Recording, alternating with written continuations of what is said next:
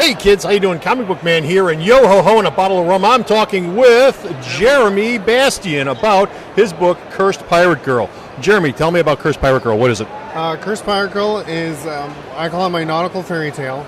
It's a story of an orphan girl who decides to go out and find her father. All she knows about him is that he's a pirate captain of the Emerald Seas. Nobody believes her because there's no such place as the Emerald Seas.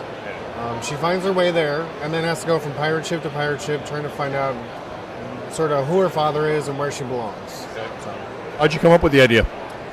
That's a good.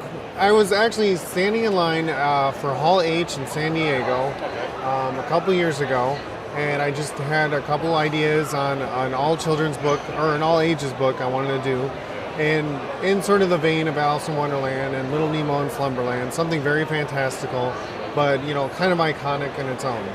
And so I came up with a couple ideas about a girl who, believes she's the daughter of a pirate captain, and she wants to go find him, and she one day just wades out into the water and just goes underwater, and she can breathe underwater and finds her way to the Americas. Okay. So.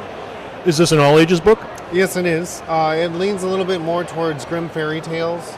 It's a little dark, but not violent. Anybody's thumbs get chopped off yet?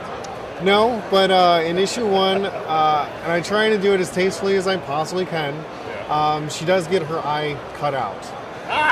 You don't see it. There's one drop of blood. You don't see anything.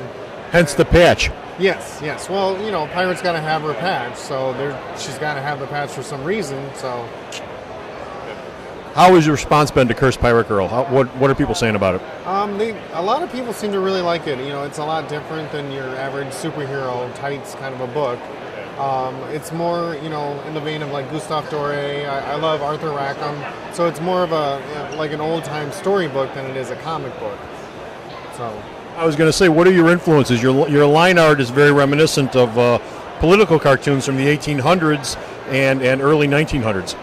Yes, I love, Tennille, and like I said, Winsor McKay, Arthur Rackham, Franklin Booth, Joseph Clement Cole, just, that sort of old world illustration style. So. What's the future coming up for Pirate Girl? Well, the first issue, or the first story arc is 6 issues long. We had to break it up into 2 volumes, just because it takes me a hell of a long time to do it. I don't know if I can say that. How long? That's okay. But I do have other future story arcs planned for her, and even crazier, fantastical things are going to happen. So how can people get a hold of you or find out more information about Cursed Pirate Girl? Where can they write to, or where can they look at it at? OlympianPublishing.com is the publishing house that puts out Cursed Pirate Girl. My website is just JeremyBastian.com, and you can find out there. It's in Previews magazine, so you can order it through your local comic book shop. Well, thank you very much, Jeremy.